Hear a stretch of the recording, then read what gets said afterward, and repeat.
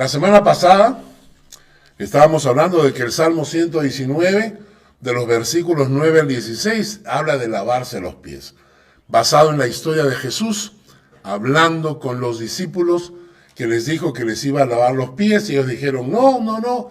Pedro dijo, no, no, no. Y luego Jesús le dijo, no, te tengo que lavar porque si no, no tienes parte conmigo. Y entonces Pedro dijo, entonces lávame todo. Y él dijo, no, no, tampoco, porque ya vosotros estáis limpios por la palabra que les he hablado. ¿Y qué cosa era lavarse los pies? Es esas cosas que ocurren durante el día, la vida cotidiana, que nos van ensuciando, ¿no? Pecados que aparecen en el día a día, ¿no? Que se te cruzó un hombre en el auto y la ira brotó, ¿no es cierto? O una pelea con el esposo, o una requintada a los hijos, o sea, algo que ocurre durante el día y tú dices, eso no está bien. Bueno, no sabemos que eso tiene que cambiar. Y eso es lavarse los pies. Tenemos todos los días que lavarnos los pies, tenemos que ir al Señor y pedirle que el Señor nos perdone por los errores cometidos. Pero eso cansa, ¿no es cierto? Esa cosa cansa. Cuando tú vas todos los días, Señor, perdóname por mi carácter. Entonces Dios te dice, claro, no hay problema, te perdono. Mañana vienes, Señor, perdóname por mi carácter. Y Dios te dice, ya, sí, está bien, ya te entiendo. El cuarto día, Señor, perdóname. Ya, pues, Dios, ya, ponte las pilas, ¿no es cierto? O sea, ¿cómo que es eso? Pecas y vienes a cada rato a pedir perdón. Algo tiene que ocurrir para cambiar nuestra vida. Algo tiene que ocurrir para sacar esos pecados de nuestra vida. No puede ser que vivamos con esos pecados todo el tiempo. Entonces, la palabra dice, ¿con qué limpiará el joven su camino? Con guardar tu palabra. Con guardar tu palabra. Escuché la historia de un hombre que salió a la calle, un hombre mayor, un hombre de 50 años, salió a las calles allá en Lima a evangelizar. Entonces él se paraba en las plazas y se acercaba, no se acercaba ni a las mujeres ni a los niños, sino se acercaba a los hombres mayores, ¿no? Y se acercaba para evangelizar porque naturalmente como hombre mayor se vería mal acercándose a las mujeres o a las jovencitas o acercándose a los niños. Entonces él se acercaba solamente a los hombres mayores. Y se acercó a uno de ellos y le dijo, disculpa, quiero compartirte sobre lo que Dios puede hacer en tu vida. Y el otro le contestó, no, no, no, no, no. Yo no necesito esas cosas. Yo no creo en Dios. No creo que exista un Dios.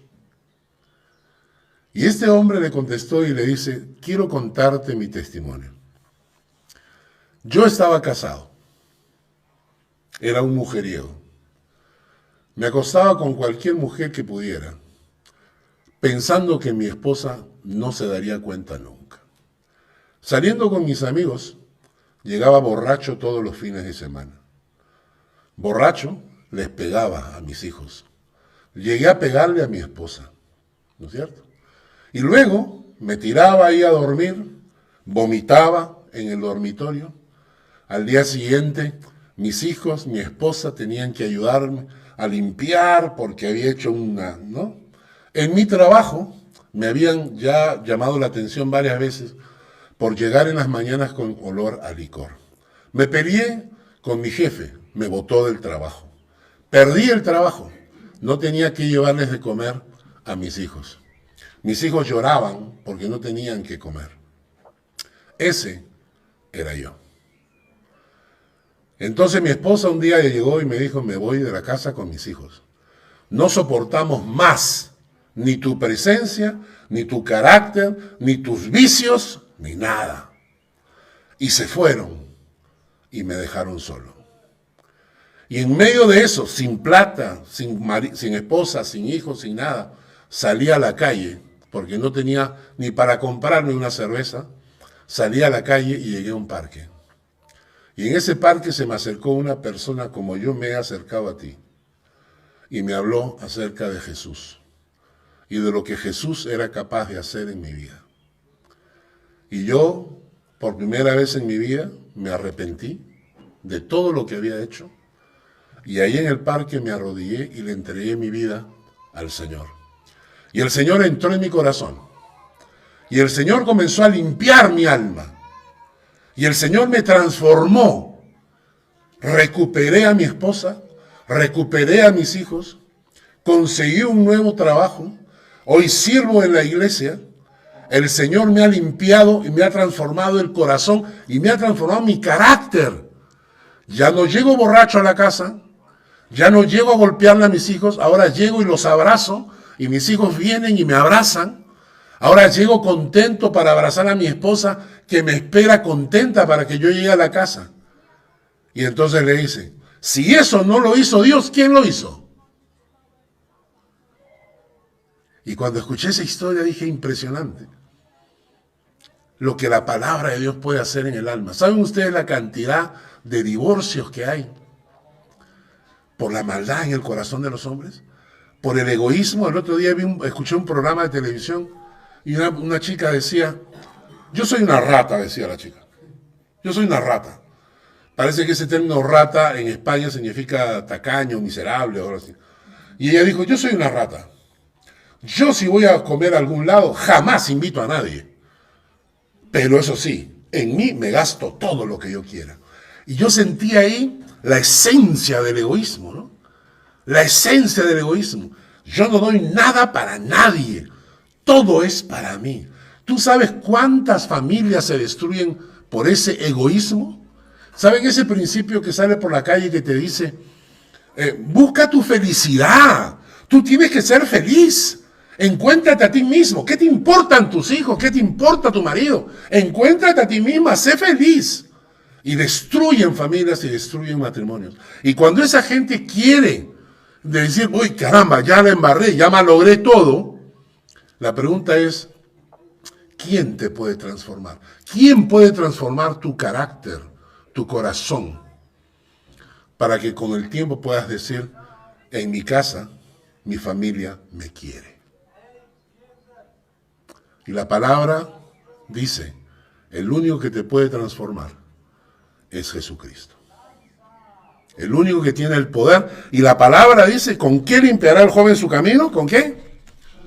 Con guardar tu palabra. Entonces, ¿cuál es el método para poder sacar de mi vida esas cosas, esos males, esas maldades que aún tengo en el corazón, que aparecen día a día? Y entonces la palabra dice que guardando la palabra de Dios va desplazando de tu corazón todo ese tipo de cosas. Algo interesante que aprendí esta semana, estaba estudiando la palabra y llegó a mi mente una pregunta. Estábamos con mi esposa ya para dormir y la pregunta vino acá y yo dije, no, tengo que escribirla. ¿Cómo eran conocidos, cómo se reconocen a los seguidores de Jesús en la Biblia? ¿Cómo se les llama? Porque hay maneras de llamar, ¿no es cierto? Por ejemplo, si tú dices, vamos a la iglesia de Dulliken, sí. Allá hay un grupo de colombianos. Ya los identificaste, ¿no es cierto? Ya sabes quiénes son. Ahí está Yaneta, Magali, no sé, está Hugo, o sea, los colombianos. No. Un grupo de peruanos. ¿Quiénes son? Ahí está pues mi esposa, está Daniel, ¿no? Unos arequipeños, esa es otra nacionalidad, ¿no? Ahí está Mónica, ¿no es cierto? El Rafa que tiene pasaporte arequipeño. O sea, es una manera de identificarnos, ¿no es cierto? Ahora, ¿cómo identificas tú a los cristianos? Cuando hablas de los cristianos, ¿cómo los llaman? En la Biblia, en la historia nos dice que en los primeros tiempos a los cristianos les llamaban los que se aman. Así los llamaban. Los que se aman están predicando ahí en Galacia. Los que se aman. Es una forma increíble de identificar, ¿no? ¿Cómo se llaman ese grupo de gente que son seguidores de Jesús? Los que se aman. Qué cachetada nos está dando, ¿no? Los que se aman. Naturalmente en Antioquía se le puso por nombre los cristianos. El primer lugar en la Biblia que se menciona donde los seguidores de Jesús fueron llamados cristianos fue en la ciudad de Antioquía, ¿no? Y en Antioquía se le llamó cristianos, pero la palabra cristianos no significa cristianos en sí, sino cristitos. Es un diminutivo. Cristianos es un diminutivo. Cristitos o cristos chiquitos, ¿no? Lamentablemente, hoy en día decir eso ya no identifica a nadie. Desde que el mundo occidental se llamó cristiano, mundo occidental cristiano, ya el significado cristiano perdió su significado real, ¿no es verdad? Un mundo occidental donde se exalta la mentira, la fornicación, el robo, la estafa, el engaño, y todo eso es llamado mundo occidental cristiano. Que vamos a tener la charla de los musulmanes, creo que les compartí, cuando le pregunté a un musulmán en la fábrica, le pregunté, ¿por qué tienen tanto odio hacia los cristianos? Y él agarró y me contestó. Me dijo, porque los cristianos se emborrachan, usan todo tipo de drogas, se acuestan con cualquier mujer y comen cerdo. Y yo le dije, ¿de dónde sacas ese concepto? Fácil, me dijo. Ándate al cine y fíjate las películas que los cristianos occidentales presentan. Hay una película de Navidad, celebrando la venida del Señor, que es una fiesta que organiza una compañía llena de borrachera, llena de fornicación. Esa es la celebración de Navidad, del mundo occidental cristiano. Entonces cristiano ya no me identifica. La Biblia dice que otra forma de identificarnos es hijos de Dios. ¿No es cierto? ¿Qué tal privilegio llegar a ser hijos de Dios? Otra forma de identificarnos es creyentes. Ya hemos estudiado que no basta con ser creyente, sino que hay que ser alguien que ama a Dios, que el creyente solamente busca sacar beneficio para sí mismo. El creyente, pero hay alguien que ama a Dios. Una de las que me gustan a mí es los que son de la familia de la fe. La Biblia menciona eso, a los de la familia de la fe. Identificar a los cristianos como de la familia de la fe.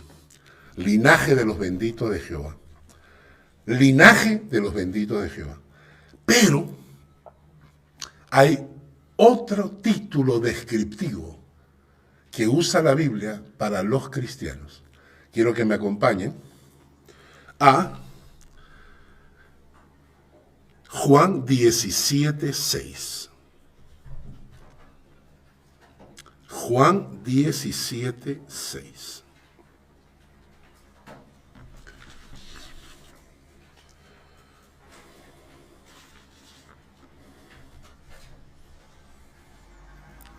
Juan 17:6.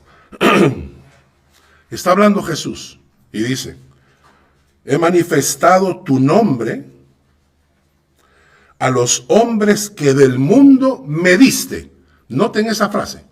Les he manifestado tu nombre, Señor, a los hombres que del mundo me diste. ¿Ah? Tuyos eran, me los diste, ¿y qué han hecho? Han guardado tu palabra. ¿Cómo identifica Jesús a aquellos que Dios sacó del mundo y se los entregó a Él? Porque han guardado tu palabra.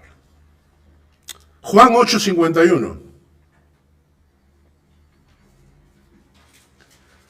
Juan 8:51.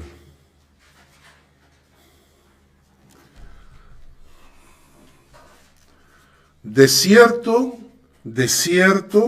os digo, el que guarda mi palabra no verá muerte. ¿Dieron cuenta? El que guarda mi palabra no verá muerte. ¿Por qué es esto? ¿Acaso yo me salvo por obras? No, no me salvo por obras. Pero guardar la palabra refleja la presencia del Espíritu Santo en mí. Entonces, como la gente no puede ver al Espíritu Santo en mí, sí puede ver lo que hago. Entonces la gente ve lo que hago y me identifica. Porque si yo digo que soy hijo de Dios, que soy salvo por la sangre de Cristo, pero no guardo su palabra, entonces, ¿qué estoy diciendo? Estoy diciendo que en mí no vive el Espíritu Santo. Entonces, por eso el pasaje dice, el que guarda mi palabra no verá muerte. Y está hablando de la muerte espiritual y la muerte eterna. ¿Entendieron? Esto es importante para que no nos engañemos. No vaya a ser que a alguno le toque pasar aduana antes de tiempo, y cuando pasemos aduana y tú digas, ya, me salvé, voy a ver a mi Creador, y te van a decir, ¿qué Creador? Tú te vas al otro lado. ¿Por qué? Pero si yo creí en Cristo, ¿sí? ¿Guardaste la palabra? ¿Guardaste la palabra? No. ¿Guardaste o no guardaste? No. ¿Qué quieres? Porque los que son salvos por la fe dan testimonio por su vida de que Cristo vive en ellos. Miren lo que dice Juan capítulo 14, versículos 23 y 24.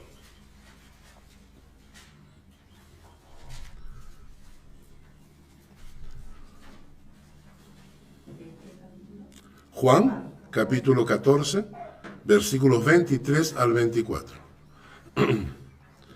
Respondió Jesús y le dijo, el que me ama, mi palabra guardará. Y mi Padre le amará, y vendremos a él, y haremos morada con él.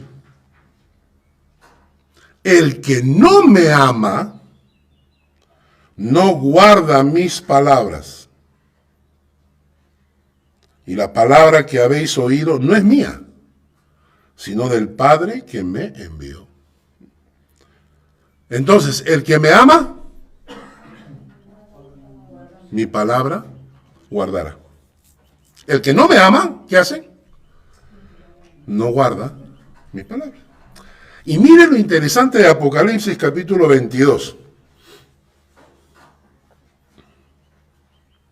Y este es el título descriptivo que estaba buscando. Apocalipsis 22, 9. Apocalipsis 22, 9. Juan está teniendo la visión de Apocalipsis, ¿no? Y en la última visión, en el capítulo 22, que es el último capítulo de la Biblia, Juan queda tan impactado por lo que ha visto que se quiere arrodillar delante del ángel. No es Jesucristo, no es Dios, es un ángel. Pero Juan está tan emocionado que quiere arrodillarse delante de un ángel. Y el ángel le dice, no lo hagas. Y miren la respuesta, le dice, pero él me dijo, mira, no lo hagas, porque yo soy consiervo tuyo. El ángel le dice, yo soy consiervo, yo sirvo a Dios así como tú sirves a Dios. ¿Ah? Yo soy consiervo tuyo. ¿Sirves a Dios? Pregunto, ¿no? ¿Sirves a Dios de alguna manera? Porque dice el ángel, yo soy consiervo tuyo. Segunda cosa que dice es, no solamente es consiervo tuyo, sino consiervo de tus hermanos, los profetas. Y la tercera línea, el ángel dice, yo soy consiervo de los que guardan las palabras de este libro. Y termina diciendo, adora a Dios. Esa forma de identificarse, hermanos. ¿Cómo te llama la gente? ¿Cómo te identifica la gente? Ah, este es de los que van a Dúliken, ¿no? Este es de la iglesia de Dúliken. Estos son los que se llaman cristianos. Estos dicen que son creyentes. O la gente dice, este pertenece a los que guardan la palabra. ¿Qué tal título, no? Yo quiero ser identificado como uno de ellos. Yo quiero ser identificado como uno que guarda la palabra. Obviamente, guardar la palabra significa obedecer la palabra. Hay que hacer guardia para obedecer la palabra, obviamente. En el final de todo, guardar la palabra significa eso. Obediencia a la palabra, sin condiciones.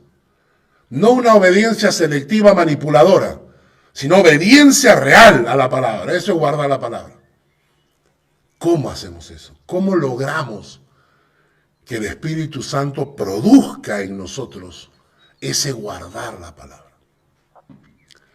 Era la pregunta de la semana pasada. Y ahora vamos. ¿Con qué limpiará el joven su camino? Con guardar su palabra. Y ahora sí, el Salmo 119 nos da 7 consejos. Les preparé ¿ah? Esta también. También una parte, es otra. ¿Ya? Ahora, no sé si ustedes saben, pero compré por internet estos. Hay varios que han comprado los estuches para guardar todos los papelitos que yo les doy. He traído unos. Ahí. Están en la librería. Y pueden acercarse donde Magali, si quieren, para guardar todos los papelitos que les estoy mandando. Hay algunos que han comprado los gruesos, donde pueden, hasta 40 pueden guardar. En estos, ahí tienen para que no se les malogre en la Biblia o no llenar la Biblia de papelitos. Ahí tienen 7 consejos que el Salmo 119 nos da. Rapidito, no demorando mucho. Vamos. No, pues ya son las 12 y me queda media hora para 7 puntos, cosa que creo que va a ser difícil, pero bueno, vamos a intentarlo. ¿Ya está? ¿Completo? Ok, como loquito, ya sigo hablando. Bueno, punto número 1, vamos a leer Salmo 119, el versículo 10. Sí, recuerden la pregunta, ¿no? Quiero guardar la palabra para poder limpiar mi camino, pero ¿cómo le hago? Punto 1, buscar a Dios. Con todo mi corazón te he buscado, no me dejes desviarme de tus mandamientos. Con todo mi corazón te he buscado, no me dejes desviarme de todos tus mandamientos. ¿Cómo empezamos a buscar a Dios? Buscamos a Dios dándole tiempo diario. Entra en tu aposento, cerrada la puerta, ora a Dios. Siéntate un momento a solas con Dios en el día. Toma un tiempo a solas con Dios en el día. Enciérrate en el baño, en la cocina, en una habitación, en el keller si quieres. Siéntate ahí, ponte los audífonos, escucha música cristiana, cántale al Señor, adora al Señor, lee una porción de la Biblia, ora, pasa un tiempo a solas con Dios. ¿Por qué? Porque buscar a Dios convierte la letra muerta en letra viva. ¿Han escuchado alguna vez a alguna persona que les ha dicho, yo me he leído toda la Biblia y no pasó nada? ¿Cierto? Yo leo esto y no pasa nada. Y uno dice, ¿en serio? ¿En serio? El otro día yo estoy preparando Santiago para enseñarlo en algún momento en la iglesia. Lo estudio para mí, quizás en el crucero, vamos a estudiar Santiago, puede ser.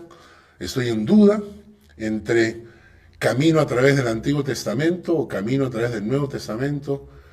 Y entonces estaba estudiando Santiago, dije, de repente es otra opción. Y en Santiago llego a la parte de la lengua. ¿Cuán grande fuego puede encender cuán grande bosque puede encender un pequeño fuego? Y yo dije, wow, imagínate toda la enseñanza que hay acá. Y comencé a escribir como 3 páginas de un versículo. Yo decía, ¿cómo puede haber gente que lea eso y no encuentre nada? Porque cuando buscas a Dios, tu corazón se sensibiliza. Cuando buscas a Dios, aún la prédica te sensibiliza. Por eso decimos a la gente que venga temprano, que ore temprano, antes del culto. ¿Para qué? Para que tu corazón se prepare para la palabra. Porque buscar al Señor convierte letra muerta en letra viva. Entonces, lo primero que tenemos que hacer para guardar la palabra es que la palabra tome vida en mí. Creo que antes de este cuadro hay otro, ¿no? Retrocede 2. 2. Ahí está. Esto me parece genial. Dice Hebreos 4:12. Porque la palabra de Dios es viva, zoe, como se llama mi nieta. La palabra en griego para vida es zoe, o zoe, ¿no? Y entonces, la palabra de Dios es viva, es viva. ¿Entienden lo que es viva? Un objeto está muerto. La palabra de Dios tiene vida porque viene el poder de Dios dentro. Y no solamente es viva, sino también es eficaz, que viene de la palabra energía, de donde viene energía, poder. La palabra exactamente significa que es capaz. Pero para que la palabra de Dios se convierta en esto, tienes que empezar por buscar a Dios, por dedicarle un tiempo a solas con Dios. Hazlo. No vas a perder nada. Son 3 o 4 videitos del YouTube que dejas de ver. Dedícate una media hora. Enciérrate. Aunque no sepas qué vas a decir, ponte a solas con Dios. Ora, Señor, ayúdame. Quiero tener un tiempo a solas. Voy a poner alabanza, voy a cantar. Señor, quiero abrir la Biblia. Háblame, Señor, por la palabra. Háblame. Tócame, Señor. Punto 1, entonces, para guardar la palabra, comienza a buscar a Dios. Una cosa interesante que la gente debe entender es esto. Sin tiempo a solas con Dios y sin congregarte, no hay fe que aguante. Es un pensamiento que me salió en rima. ¿Eh? Sin tiempo buscando a Dios y sin congregarte, no hay fe que aguante. Yo sé que hay un montón de gente que se la creen ellos mismos, ¿no? Que se autoconvencen, ¿no es cierto? Cuando se miran al espejo y dicen, wow, qué guapo que estoy. Y tú sabes que es mentira. Y entonces hay gente que se autoconvence y dice, yo no necesito de la iglesia para crecer en la fe. Mi fe yo la mantengo a solas con Dios mirando los árboles y los pajaritos, ¿no? No existe eso. Tengo 40 y tantos años predicando la palabra, no he visto uno solo que sin tener tiempo a solas con Dios y sin congregarse, que su fe haya crecido. Todas esas personas, su fe se ha enfriado. Se ha enfriado. Así que, para ustedes, sepan eso. Punto 1, entonces, buscar a Dios. Punto 2, esta es otra cosa. En mi corazón he guardado tus dichos. ¿Para qué? Para no pecar contra ti. Pero lo interesante es que la palabra guardar, que aparece aquí, no es la misma palabra que aparece en el versículo 9. En el versículo 9 dice, ¿con qué limpiará el joven su camino? Con guardar su palabra. Ese guardar significa obedecer. Este guardar, en mi corazón he guardado tus dichos, significa agarrar la palabra de Dios y meterla en tu corazón. La traducción literal, la traducción en lenguaje actual dice, guardar a buen seguro un objeto precioso. Y el comentario bíblico Mundo Hispano traduce así. El versículo 11 enseña una gran verdad. Y una de las mejores maneras de guardar la palabra de Dios en nuestro corazón es memorizar la palabra. Memorizar la palabra. ¿Por qué? ¿Conocen ustedes cuando compran un artefacto electrónico? Vienen con unas bolsitas, con unas sales, que se llama gel de sílice. Ese gel de sílice, ¿qué hace? Absorbe la humedad para que los objetos no se oxiden o para que la ropa no se honguee, ¿no? Lo mismo es con estos recipientes de carbón activo. Es decir, tú pones un recipiente de carbón activo en medio de la ropa y absorbe la humedad. Y cuando abres ya no huele a guardado, a moho, ¿no es cierto? Eso es. Pues la palabra de Dios es esto. La palabra de Dios en tu corazón absorbe el hongo que el mundo quiere poner en tu alma. La semana pasada nos olvidamos de esto. Hace unas semanas, ¿recuerdan que les hablé de los tarjeteros? Me llegaron. Y los he preparado con 4 versículos. ¿Para qué? Si tú quieres aprender la palabra, apréndete estos 4. Y luego, si quieres otros versículos que te llaman la atención, en una prédica, por ejemplo ahora, márcalo, llega a tu casa, escríbelo en una tarjeta. Si sabes usar una computadora, imprímelo, lo pones acá y lo llevas en tu cartera. ¿No es cierto? Esto está en la... creo que quedan 8, ¿no? Los tiene también Magali, los tiene en la librería de la iglesia, por si acaso. Ya hay algunos que se lo han llevado. Entonces, si quieres aprender, memoriza la palabra de Dios. Punto 3. A ver, punto 1, buscar a Dios. Punto 2, memorizar la palabra. Punto 3, versículo 12. Bendito tú, oh Jehová, enséñame tus estatutos. Poco antes de ser crucificado, los discípulos se acercan a Jesús y le dicen, Jesús, ¿qué señales habrá de tu venida? La pregunta. Y Jesús se lanza con el capítulo 24 de Mateo, describiendo todas las cosas, todas las señales que habrán antes del fin. ¿No? Entre esas cosas dice lo siguiente. Mirad que nadie os engañe, porque vendrán muchos en mi nombre diciendo, yo soy el Cristo, y a muchos engañarán. Versículo 11, Mateo 24, 11. Muchos falsos profetas se levantarán y engañarán a muchos. Mateo 24, 24. Se levantarán falsos cristos, falsos profetas, harán grandes señales y prodigios de tal manera que engañarán, si fuere posible, aún a los escogidos. ¿Cuál es el factor?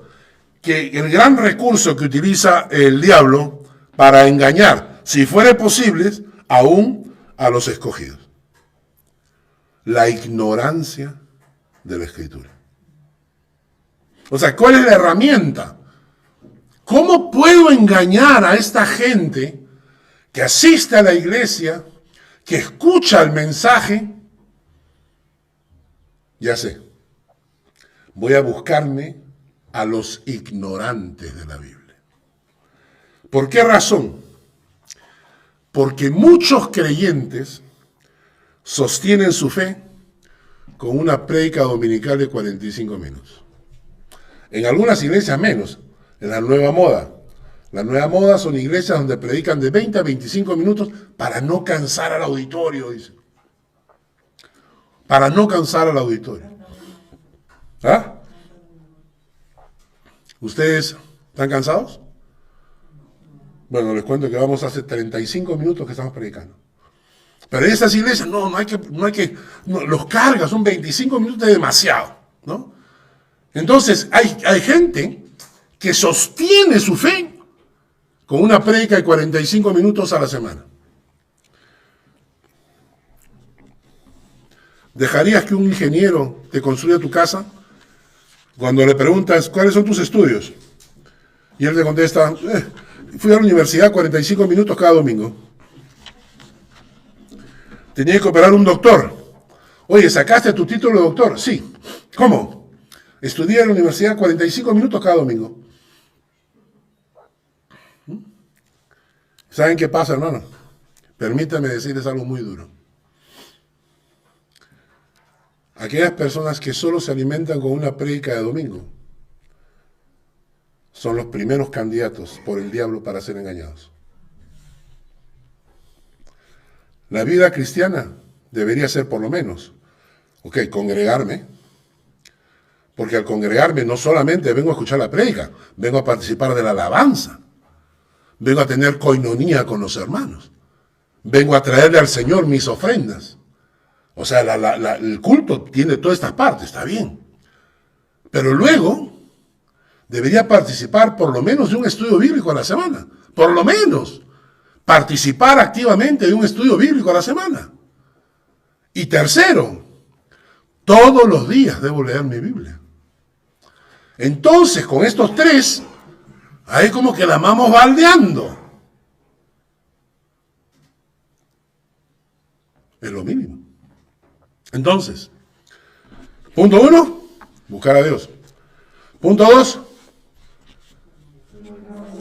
memorizar la palabra. Punto 3, estudiar la palabra. Punto 4, versículo 13. Con mis labios he contado todos los juicios de tu boca. Hay un cuadro que quiero mostrarles. Miren. Siguiente.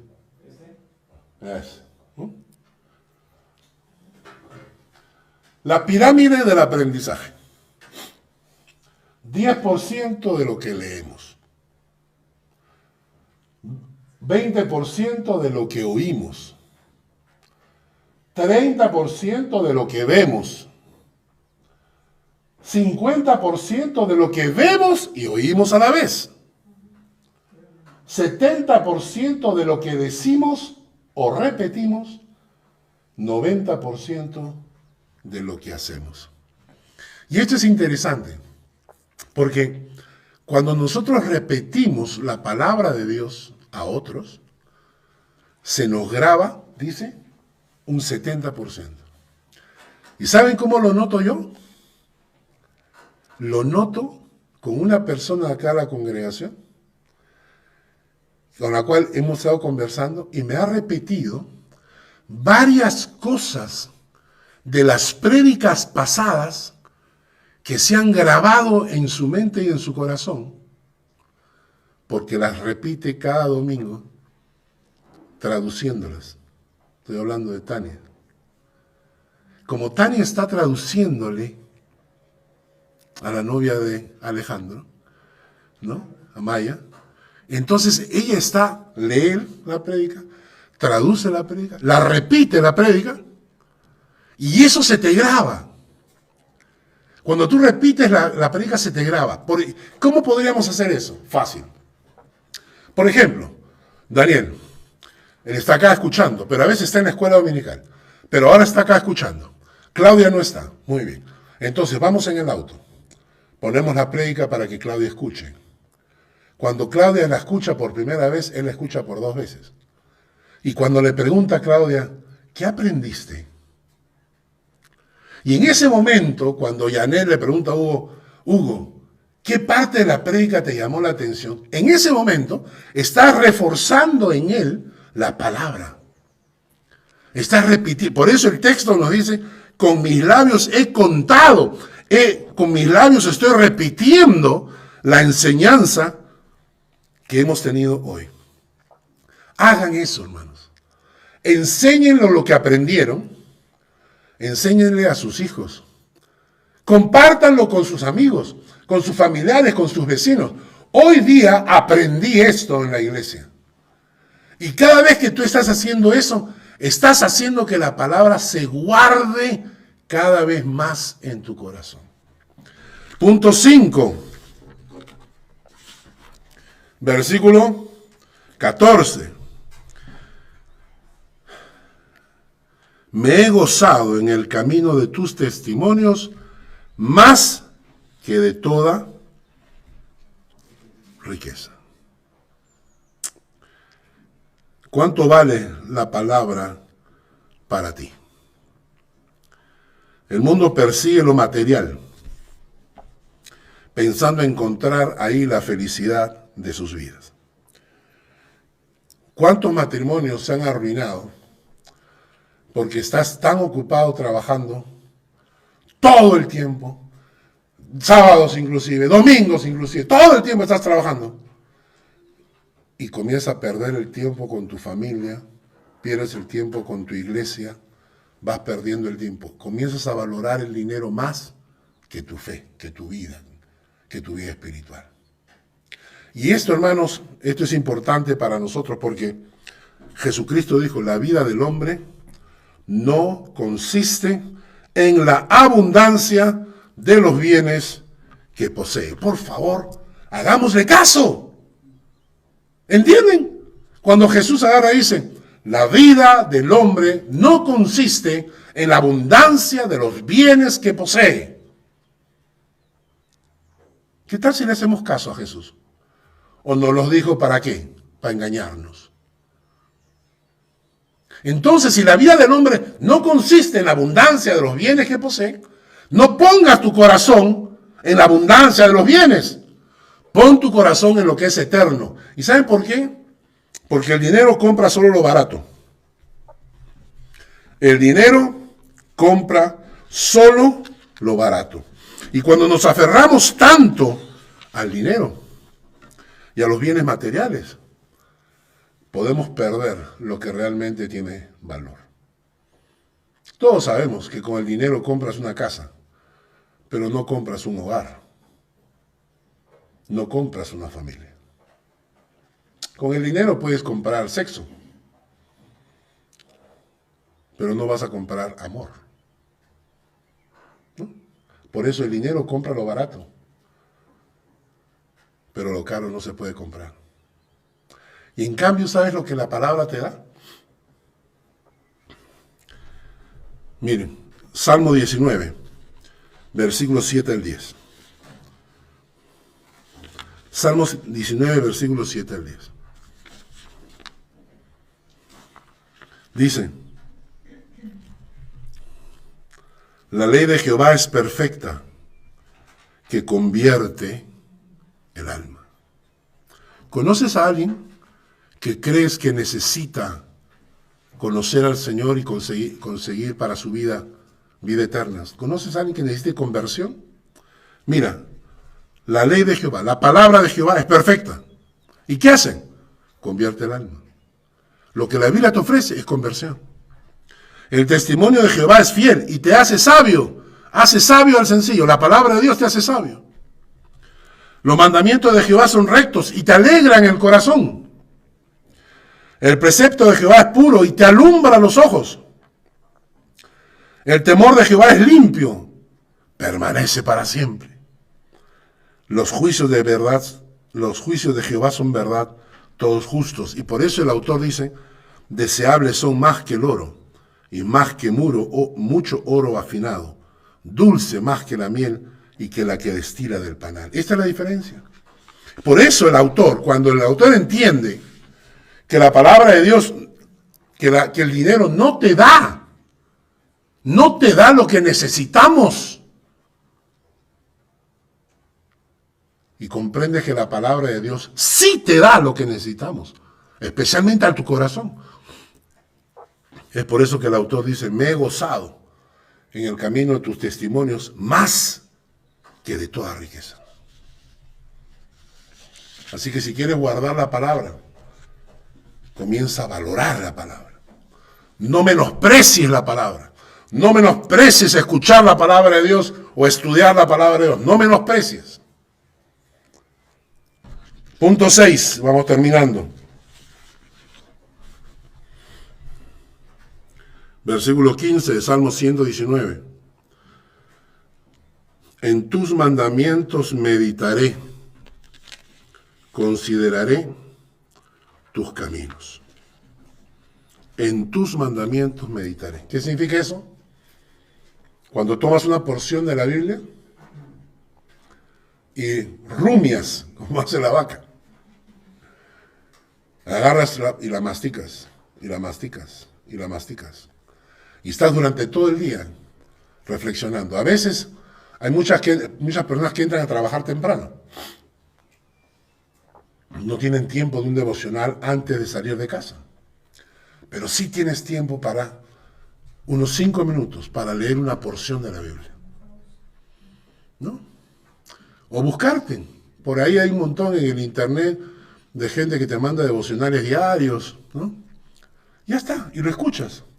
Y agarras ese texto bíblico y durante todo el día estás meditando en la palabra.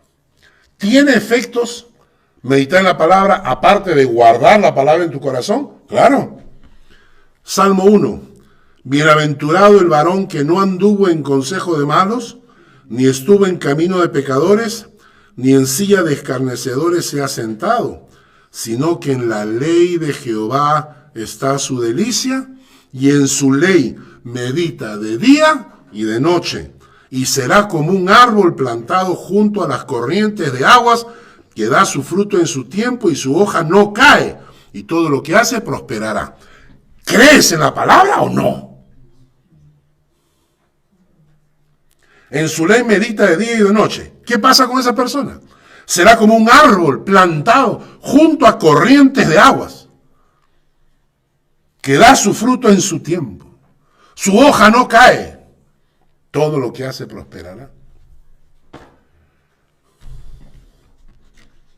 Nunca, Josué 1:8, nunca se apartará de tu boca este libro de la ley, sino que de día y de noche meditarás en él, para que guardes y hagas conforme a todo lo que en él está escrito, porque entonces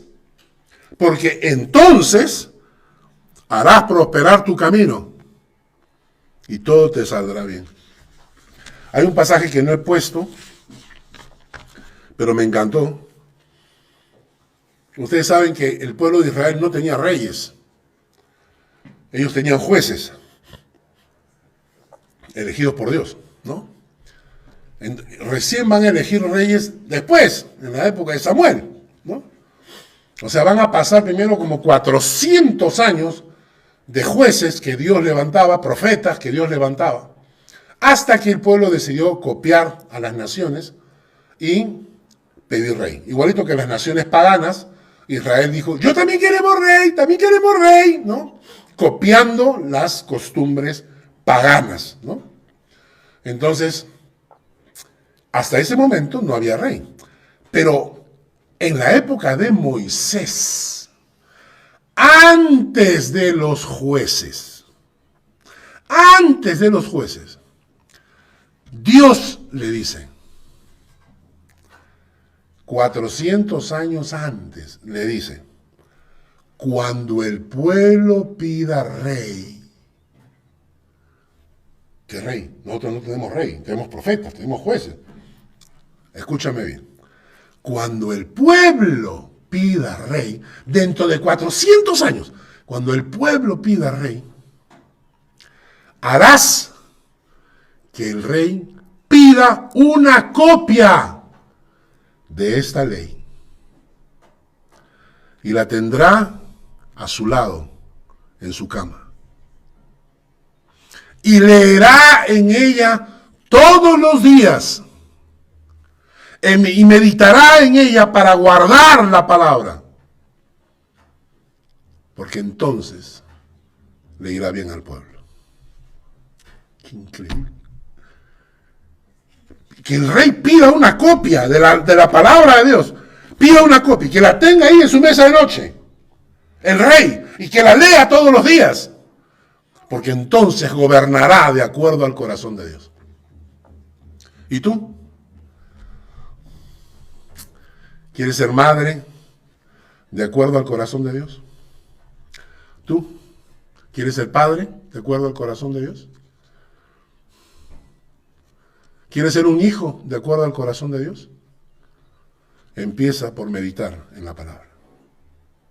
Conozco amigos que no enseñaron a sus hijos los caminos de Dios. Crecieron sus hijos como plantas silvestres. Ellos imaginaban que sus hijos iban a ser tan buenos como ellos, y no se percataron que sus hijos iban a tener que enfrentar la depravación moral que estamos enfrentando hoy. ¿Quieres instruir a tus hijos en los caminos de Dios? Empieza tú por meditar en la palabra todos los días. E instruye a tus hijos en los caminos de Dios. Por último, séptimo consejo para que la palabra vaya llenando tu corazón: guardes la palabra en tu corazón y la obedezcas. Dice versículo 16, me regocijaré en tus estatutos. No me olvidaré de tus palabras. Y eso me hace pensar en Santiago, ¿no? Cuando Santiago escribe en el capítulo 1, versículo 22, sed hacedores de la palabra y no tan solamente oidores, engañándoos a vosotros mismos.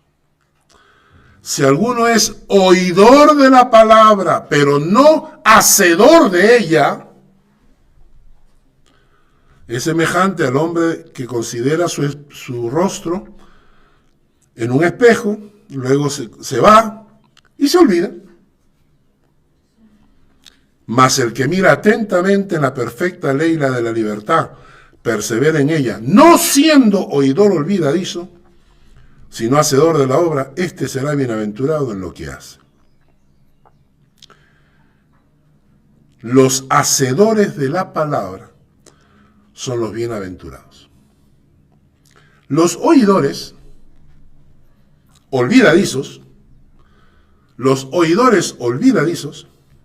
dice este texto que se engañan a sí mismos. Se están engañando a sí mismos. Se confrontan con la palabra como si estuvieran frente a un espejo, pero luego van y se olvidan. Se olvidan de la prédica.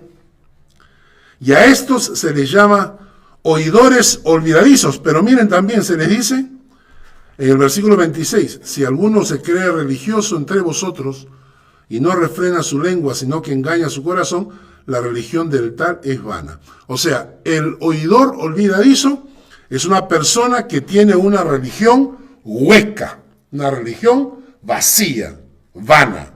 Vana significa etérea, como el humo. Entonces el pasaje es interesante. En el Salmo dice, me regocijaré en tus estatutos, pero no me olvidaré de tus palabras. Entonces, ¿qué significa que no me olvidaré de tus palabras? Que yo no soy un oidor olvidadizo, yo no tengo una religión hueca, sino que yo soy un hacedor de la palabra. 7 consejos para ir guardando la palabra en el corazón, para que la palabra vaya sacando todos esos pecados de mi vida.